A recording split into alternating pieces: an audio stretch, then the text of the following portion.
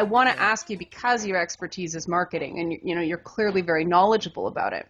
How does an indie company or a small to mid-sized sub-imprint like, Sierra, because we mentioned King's Quest, how do they compete in a market that is so big money driven?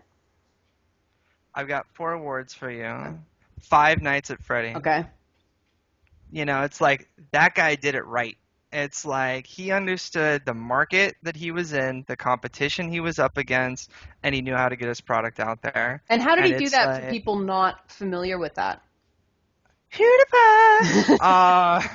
It's like he got on the Twitch and YouTube circuit. It's like, and when you pick up and you've got these YouTubers that have millions of subscribers playing your game, it's like, for whatever, these kids will watch it and they're like, you know what, I'm gonna do it. And then they'll start their own Twitch stream, and it's like, their 2 or 3, 4 friends will watch it, whatever, but they feel like they're recreating the same experience that they get when they're watching their idols, their gaming idols, like doing this stuff. And so it's like it just spreads, like word of mouth. It is the ultimate form of word of mouth marketing, which is, to me, it's like the most critical thing, which is why I actually still like stuff like E3, because it's supposed to get you as a gaming enthusiast, as a writer, jumped up and excited about it, so that way you're telling all your friends and your audience, like, hey, I just saw the new Sid Meier's game, and it looks fantastic, and we need to tell people about this. It's like, for them, it's like that's E3 is their commercial. It's like they're getting you excited to sell their product to the gaming audience. And for indie developers, they just have to get their product in the hand of popular YouTubers, or even start, if they have to. I know Toast USA has started their own YouTube channel, and like they're just trying to put their own games out there through that, so that way people can see it.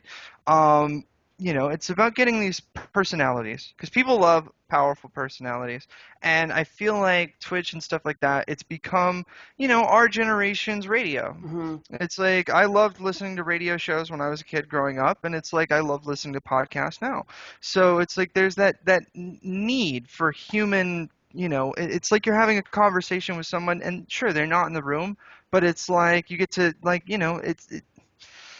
I don't know, just YouTubers, man. That's how you do it. If you're an indie dev and you're listening, just you gotta get in with the YouTubers, and or start a channel with friends, and like just get people playing the game. It's like you got to get your hands on people playing the game, because it's the only way to do it. Because all the banner ads in the world, it's like, getting a TV commercial, that's not going to help you in this kind of market. It's about getting your game in the hands of gamers.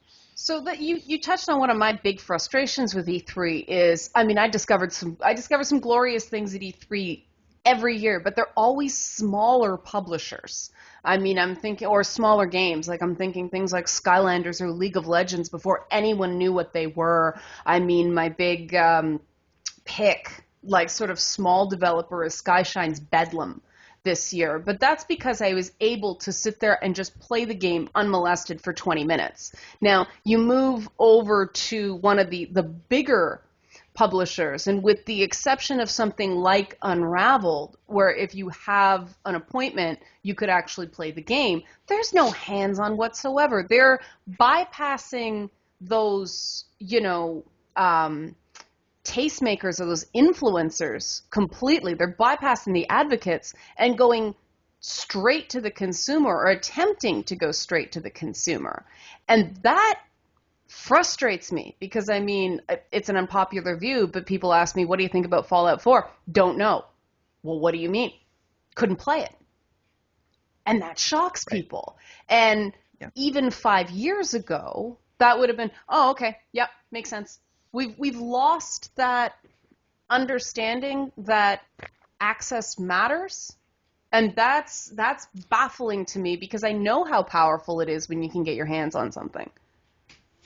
I talked to people at the ESA when I was there, and they said they're like, yeah, we wanted YouTubers to be here this year because we understand their importance now. And it's like, welcome to the party. Well, they sure don't make it easy for YouTubers, though. They're very, No, they don't. they're You not have to transparent. they're not, and you have to have a very, very large subscriber count.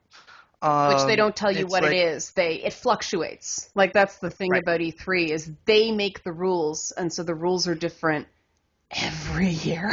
Yeah. But go on, yeah. And see, but I think the problem we've seen, because it's like what we saw out of the games press out of E3 versus what actually was at E3 was this very different disconnect in dialogues. It's like two different conversations were happening at the same time, which isn't always a bad thing, but you could tell that the people that have been going to E3 for a very long time were extremely disappointed, frustrated, aggravated. They didn't want to be there. They were just watching were video trailers Mhm. and video play footage or whatever. And there was nothing for them to get excited about.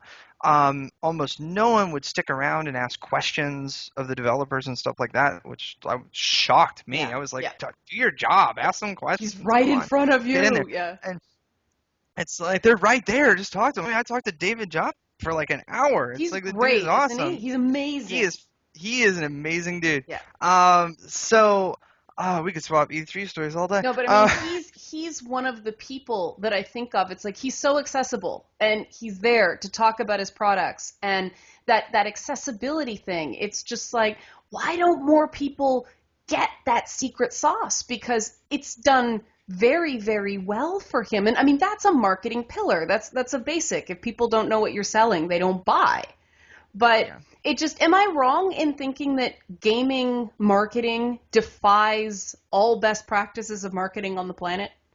Absolutely, Um, that's what drives me crazy about it. Yeah, no, it really does, and it's like a lot of marketing usually evolves with its audience. yeah. It's like in gaming, it just hasn't. And the direction it's going is, in part, I think, a reaction to everything that's going on with the games press right now. There's become this dissonance of for a long time, like I think I want to say it was Mark Kern that was talking about this on Twitter. I can't remember, but somebody mentioned how back in the day, magazine publishers had power. Mhm. It's like you had to get on Game Informer's good side. It's like, or what was the other one? Oh man, like there was Like Xbox Magazine or whatever. EGM, things like that. Yeah, Yeah. yeah, like there were trade magazines that were being put out there, and it's like the publishers of games needed to get on their good side because if they didn't and they wrote something bad, it could end their game. It's like because this is where the gaming audience was getting their information. With the internet, it's like Nintendo's taken the Nintendo Direct approach. Well, we're just going to speak directly to Hmm. our customers and bypass the games press altogether. And while that works for them in the fact that they can be very strict about what information comes to the public or whatever, it's like the whole point of, in my opinion, of trade journalism is to get in a room with someone like Reggie and ask them hard questions. But you Ask can't them the do that. questions that they Yeah. don't want to Yeah, you answer. It's can't do just like, that. They're so shielded. There's three levels of shield between you and the developer. And if you ask something, they can just refuse to answer a question. No information at "You- this time. No information at this time. It's over and over and over again. You can push, but you don't get anything. right. Yeah. And that's and for them, for me, I see as a business that's the biggest failure on their part Okay, I'm glad you said that. because when you aren't being asked the difficult questions, Mhm. all you're doing is looking at your spreadsheets and just going, well, I'm right about everything. See, Ha I ha. remember when Dragon Age Inquisition was being shown. I know I keep going back to this game, but it's a great source of frustration for me. And they were showing the Kunari Inquisitor. And I looked right at Mike Laidlaw. I said, Kunari Inquisitor. Yeah, not Tal Vashoth. And he kind of went, it's a Kunari Inquisitor. He didn't say, no, not Tal Vashoth. He said, it's a Kunari Inquisitor. And I said, she's a mage.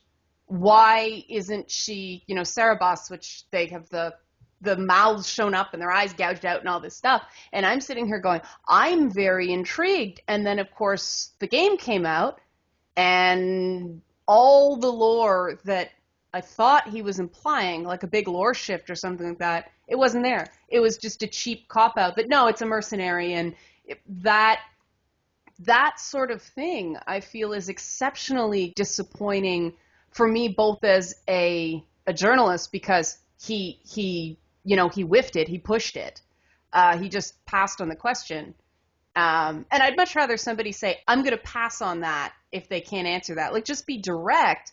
But as a fan, I was also intensely disappointed because this was something that felt very real to me as a game world before that moment. And now I just feel like it's, again, that metaphor of pieces on a board.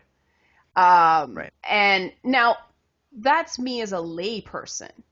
As a marketing expert like you are, is that actually a mistake or is that just business?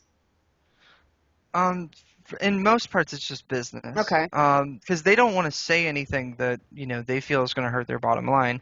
I mean, and then at the same time, right now, like say like a company, Nintendo is the best example I can give. It's like where they fired that one employee because he went on a podcast and Yeah. spoke positive things about Nintendo.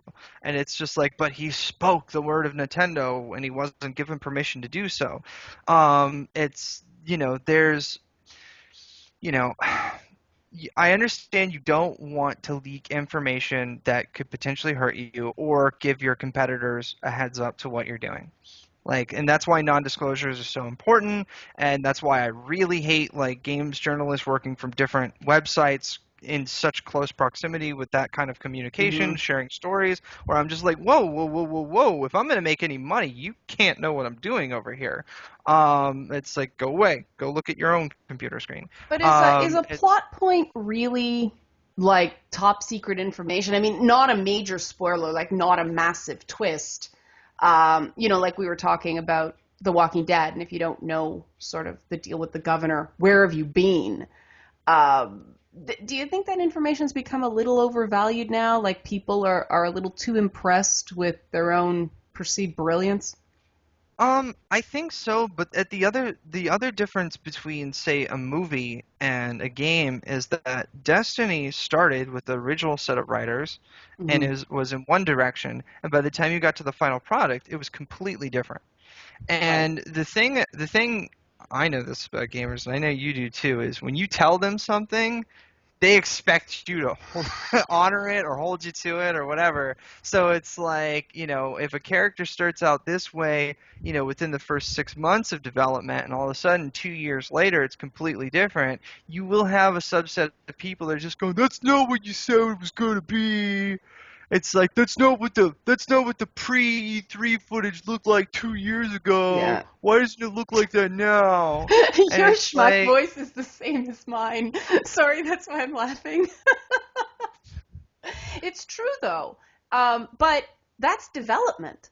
That and that's And true about that project. is a miscommunication on their part with their audience, Okay. is they haven't like one of the greatest things about DVD was when they introduced the special features. Hmm. And it's like now all of a sudden you've got audio commentaries with the writers, the directors, the lead actors. It's like you've got how they did this explosion. You've got the secrets to movie magic completely unlocked. Hmm. You think we get that with video games? You're lucky if you get a 20-minute documentary with a 200 edition version of a game.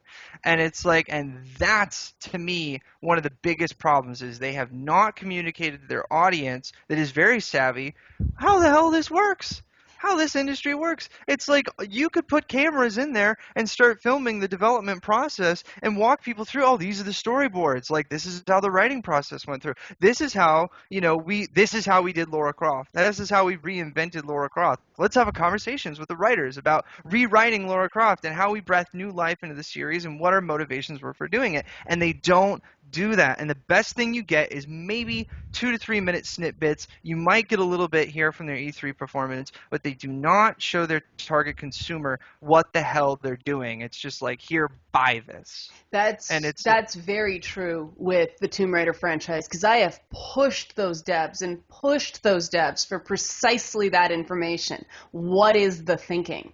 And they give you nothing. But then I mean then you get somebody like Ken Levine who's very open about his development process. I mean the fact that BioShock started off as a very different game is widely known and he's beloved. So I mean, I think this kind of proves your point on this point. People like those stories. I personally like those stories, but then you get things like, and we're going to go back to this, Say Mrs. Trance, because of the development process. Right. that, I mean, I did a whole video on this. That just took the, the media critic, the English literature major in me, and him to go, it was just horrible, because this idea that um, development notes become fictional character biography, that's just shitting where you eat Yeah. from a creative perspective. And I think that perhaps in fairness to developers, things like that analysis, that authorial intent bastardized for video game development could be part of the reason they don't do it. Does that make sense to you? Well, but that's the beautiful thing with audio commentaries is you get the authorial intent because they're walking you through it. Hmm. Yeah. It's like, I mean, that's the great thing. They're like, oh yeah, we did this, and originally in this scene there was going to be this, and then instead we decided to do this, and it's like, the Terminator. Oh, well, we decided to do it out of liquid metal because reasons, and it's just like, all right, I want to hear it. Like, tell me why did they make the Terminator out of liquid metal? It's just like, and you know we loved it when they did it with DVDs. Hmm. It's like you get these Blu-rays now, 4 or 5 disc, full of additional features. You'll see it average like they're trying to one up each other. Like Avengers 2, 120 additional hours of bonus footage. Da, da, da, da, or this is bonus footage you could exclusively get at Target. It's like, so buy the Target edition of this. It's like, and that's what film, like, as far as marketing DVDs, man, they know what they're doing. Yes. It's like they are on the top of their game because they know digital downloads are coming, Yeah. and they're doing everything they can to just keep people in the Blu-ray market. So I commend them for that. Now, I mean, on the So other hand, as well, people watch DVD commentaries. The conventional wisdom in video game reporting, this is me sharing sort of a trade secret, is your coverage of a game, say in the traditional enthusiast press. The coverage of your game, your sweet spot is about 3 months to a month before launch of behind the scenes stuff on a game, which of course you can't talk about the development period. Um, you can't talk about any little development secrets there. The minute the game comes out, your audience flees that title, because then they're going to YouTube, and then they're going to Let's Plays, and then they're playing the game themselves. And so it actually, from a financial perspective, doesn't make sense in the current model to do this kind of stuff that we both find interesting, which tells me that the model needs a revamp. Does that sound like it makes sense? Oh, absolutely. Like the games industry, it needs to evolve with its Hmm. audience, and it's not happening because they're making so much money. And it's like you'll have something like, I don't know. For example, like we'll go to the original H1Z1. They've sold, like, I think, 1 million early access copies, Yeah. something like that. And it's like, but then you look at the servers, like the load servers. The only servers that are high volume are the battle royales. Everything else are low, almost 24/7. So people just want And to it's beat the just like, shit out of each other. basically, it's like, and when they're not doing that, they're not playing the game.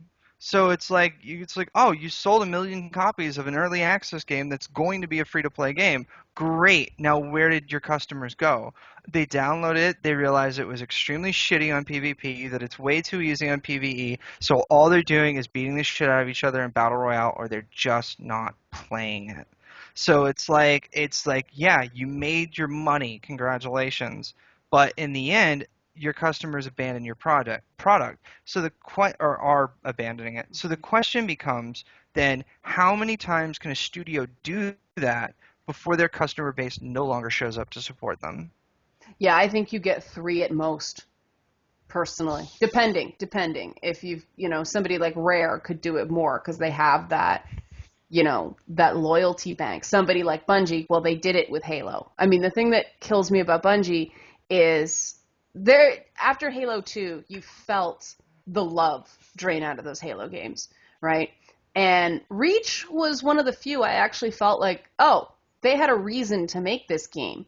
But, ODST, what was that? I know some people it's their favorite game, but for me, I'm like, this is a hodgepodge. Halo 3 was iffy. You have all these games, and then afterwards, Bungie comes out and says, yeah, we weren't happy, so we phoned in the last 3 Halo games, and nobody pointed out that very few people, everybody drank the Kool-Aid on that franchise.